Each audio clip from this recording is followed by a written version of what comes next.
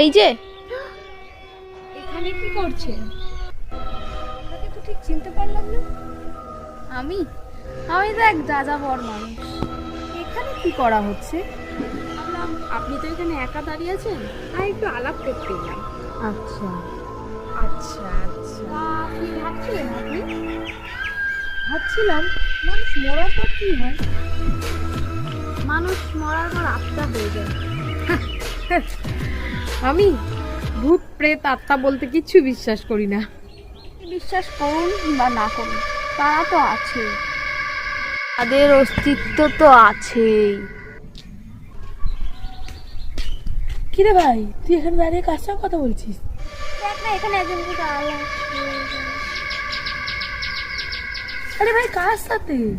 এটা ভালো না, আরে ভাই, তাড়াতাড়ি চল। কি ছিল? আরে তুই চল, আমি যেখানে ভালো না বলছি তো, চল চল। আরে আমার একটা ফোন চলে এসেছে।